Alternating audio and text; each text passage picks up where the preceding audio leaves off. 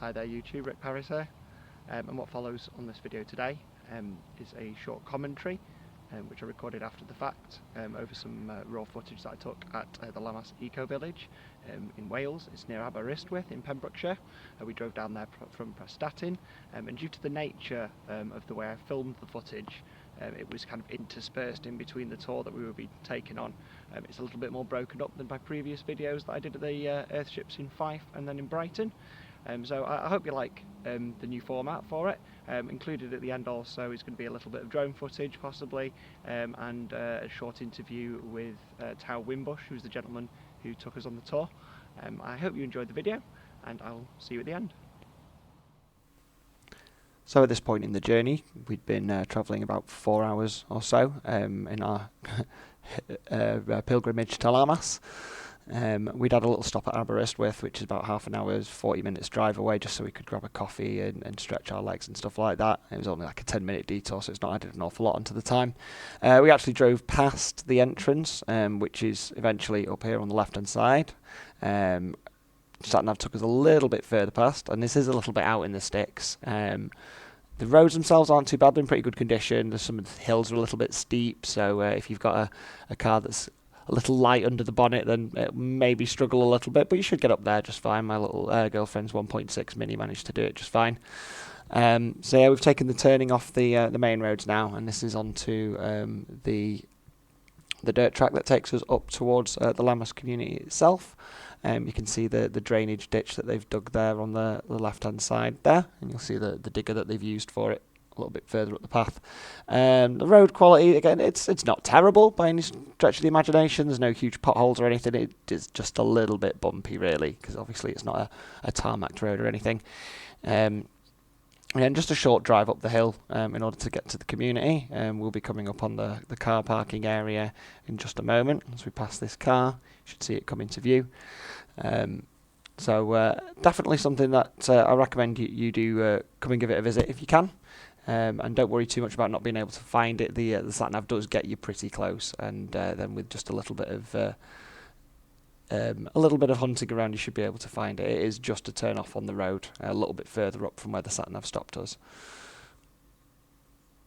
Okay, now so this is where the community building is. You've obviously got the car park just here, and then they've got the turf roof community building over there. This is the central hub of the Lammas Ecovillage itself. This isn't actually owned by any single plot holder. This is like a community area which they use for various social gatherings, and they use it for this. Obviously we're going to be meeting Tao Wimbush himself, who you'll see some footage with in a little while. He's going to be our tour guide for today, and in that little conservatory area that you just see there through those wooden doors, Hopi Wimbush, his wife, is actually running a conscious parenting course. They do various different educational courses around permaculture and other such things at the project itself. It's all part of, obviously, not only sustaining themselves but trying to show people new ways of doing things and new ways of thinking about the world. All of the buildings on the site here that you'll see have all been built using local materials. All the timber has come from the land itself. I believe this is a hay bale construction, though I might be wrong. They didn't actually go into an awful lot of detail about it, just something that I possibly overheard in discussing with somebody else, though we didn't talk about it an awful lot on the tour. Basically, the way that the tours are run is every Saturday, one of the plot holders will come down and meet people who wish to have a look at the project at this community hub here, and they take you for a tour around their plots and around the community areas, telling a little bit about the project and their own journey, I suppose, with regards to getting to where they are. So every plot has its own little bit of its own piece of land as well, of varying sizes depending on how much money people put into to buy the land in the first place. So yeah, what you're seeing here now is the volunteer encampment. I believe he said 90% of all the labour that's been required to do the building has come from volunteers. The longest standing volunteer has been living there for 5 years, and the volunteers themselves actually often have their own little jobs. You can see with the poles on the right hand side and lying on the floor there. One of the volunteers actually makes teepee poles, which he sells as a way of sustaining himself. The volunteers only work 2 days out of 5, and as far as I'm aware, they get all their sort of food and lodgings accommodated for and have use of all the facilities. We're actually now in the orchard. This is Tao's orchard. You can see his, I think there's some geese in the back. There might be ducks, I'm not sure. Can't really see. I didn't get a particularly good shot of them.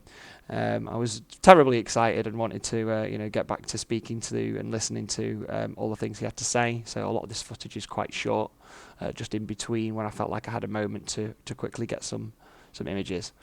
In his orchard, we've got plums, we've got apples, he's got some hazelnuts, and I think he's got a few other types of plants that he's tried in there. A lot of this has just been trial and error to figure out what works and what doesn't. So we're stepping up the intensity of the land cultivation here into his main food garden. This obviously runs during weather permitting months. We've got various fruiting plants and flowers and root vegetables and all sorts in this garden. So this is where a lot of the black gold, as he calls it, from his cows and his other animals gets distributed. You can see it's all piled up there. Mixes that with grass and wood and bits of cardboard from the site, and lets it all sort of break down into a nice nutrient-rich soil, which he's then using on his land there. We've got lots of rhubarb and all sorts. It's amazing to see how many different plants and animals he's got there. We're now into the polytunnel. This is where he's growing a lot of tomatoes, and I saw some peppers in there as well. You get a little bit further down, you see some courgettes. This apparently runs all year round. It was quite warm in there, so I can imagine it keeps the heat in fairly well during the winter. He's also done a few other things to sort of help balance out the ecosystem. He doesn't actually spend an awful lot of time, from what I understand, actively managing his land on his own. He has lots of different animals on the site which help to do a lot of that for him. One example you'll see in a little bit is the little rock pool pond in the middle of the polytunnel.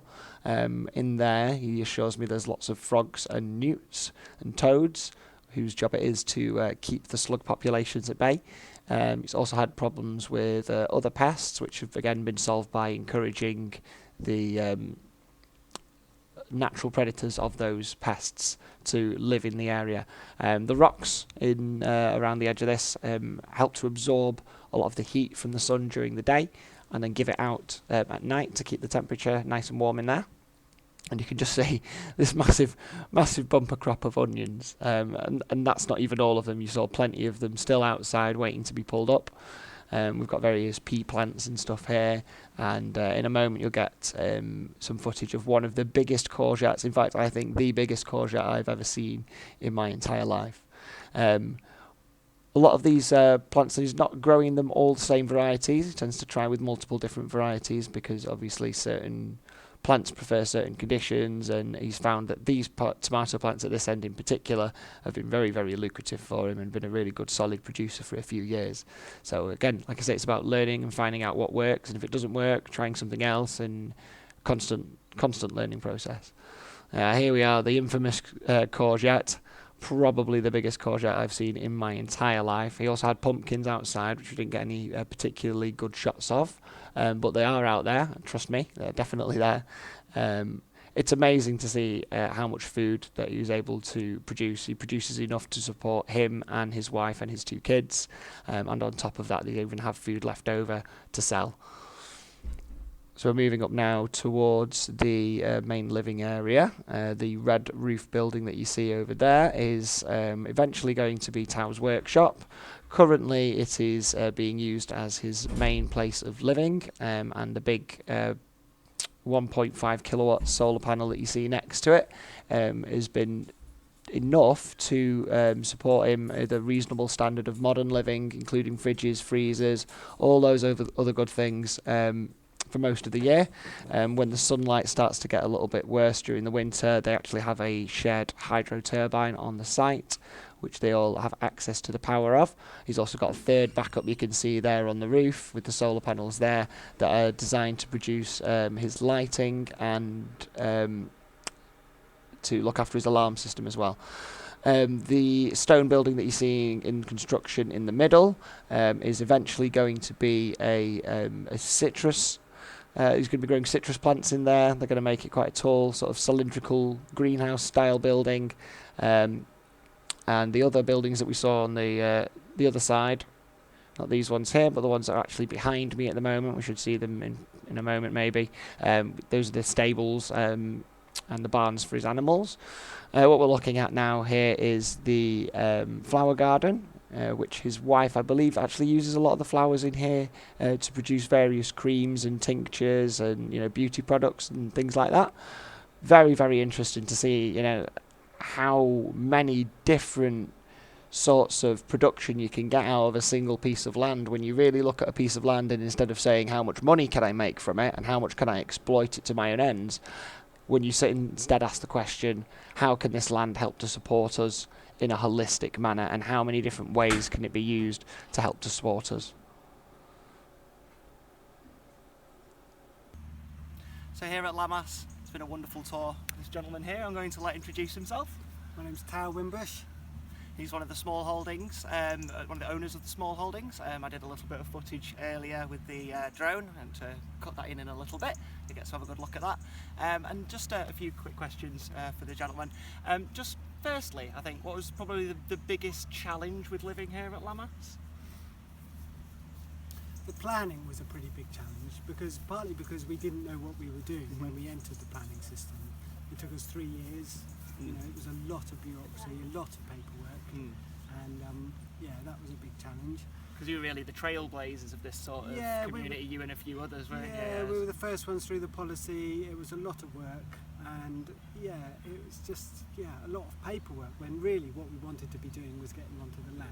Yes, I can totally understand that. Yeah. And would you have any pieces of advice that you might want to offer somebody who's interested in this sort of project, somebody like myself, somebody like some of my viewers, anybody who's interested in this sort of project? What biggest piece of advice would you give them to getting started and really getting the ball rolling with this sort of project? Yeah, definitely learn from the mistakes of others and the trials of others. So there's lots of people now who've gone through the One Planet development policy successfully. So there's lots of examples of successful applications.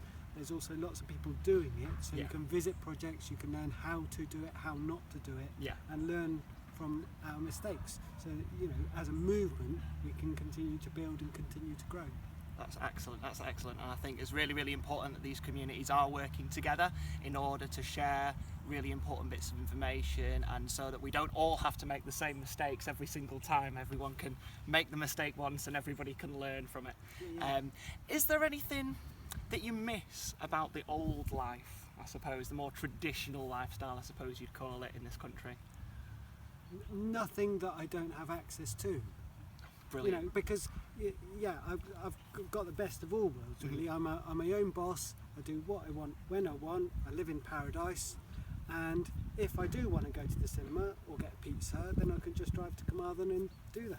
Brilliant. Yeah, so like you said before on your tour, you've got a foot in each world. You've got the ability to sort of be sustainable, and then you've got the ability to access all of the wonders of the modern world, because as I was saying before to you, this isn't about stepping backwards, this is about stepping forwards and taking us into the future. We don't want to go back to living like peasants in medieval times. You know, we want to be the trailblazers of the better lifestyle. And a great quote from one of the books I've been reading recently was, there's two ways to become rich. One's to make more money, the other's to lower your requirements a little bit. Yeah, and perhaps I would even say there's a third way, and that's to redefine what is rich. Exactly. You know, because we are totally rich here in terms of, you know, we've got really clean air, really clean water, the best, freshest food, you know, really good neighbours, really beautiful environment, really beautiful homes, and okay, we may not have superabundance in terms of money, but it's not so important. No, it's not. It's not. You know, because money can't buy you health. No, it can't buy you health. Or happiness. No, of course not. Of course not. And the teacher in the book that I was referring to from the quote is, he says, rich is being able to do what you want when you want to do it, and having the resources for that whenever. And be that time, be that money, be that whatever resource, it's having those available to you and being able to do what you want when you want. You don't have to have a lot of money to be rich. No. And I would say it's all about empowerment. You know, choosing empowerment. You can empower yourself. we can create our own solutions to Yeah. today's world. Exactly. Certainly the And government. it's certainly not going to come from the government, is No, it? it's not going to come from commerce. No. No, It's it's going not to come going from people like you, Yeah. people like me. from the grassroots. Exactly, exactly. We're the ones who define capitalism. If we want it to, die the death that it needs to die, we just need to take our support away from it, and it'll rot away over time. Mm. What would you say is the best thing about living at Lammas? What's the best thing? Freedom, definitely.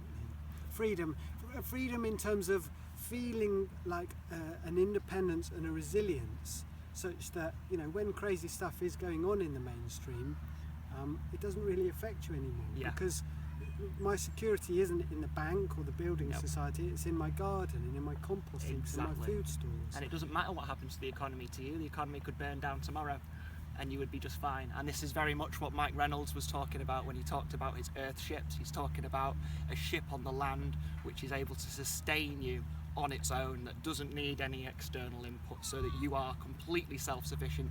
Even if the world burnt tomorrow, it wouldn't matter to you because you've got everything that you need right here. And that is very liberating, really liberating, because it then means you can redefine what's important Exactly. to you. You can create your life exactly in a way that suits you. I've long been of the belief that the sort of the mainstream way of living is not how human beings are meant to live. The amount of stress that's put onto people is probably one of the biggest causes of ill health in our society alone. The fact that people are always constantly worried about what happens if I lose my job, am I going to be kicked out of my house, am I going to be able to feed my kids, what are all these things going to happen? And what you guys have done here is created your own little bubble where you're safe within your own communities. Is there anything that you'd like to say to my viewers? Yeah, take the leap. Life is for adventure. Have a go. Have some fun. Go for it. It's been a pleasure. Thank you very much for all your time. I hope to come back and see you guys again soon. Good. And I'll make sure I send you a link when I get my Yeah. video up on YouTube. I'll make sure I'll put you guys down in the description so people can come and find you. And hopefully we'll be able to bring a little bit more in here and show people this, because this is what they need. People need to be able to come and see these things, and they need to realise that it's not about becoming a medieval peasant. It's about creating the future. And I think this is a beautiful way of showing that. Thank you very much. It's been a pleasure. Bless. Hello there, guys. Thank you for watching through to the end of the video. It's much appreciated. I do realise it's been a bit of a slog, this one.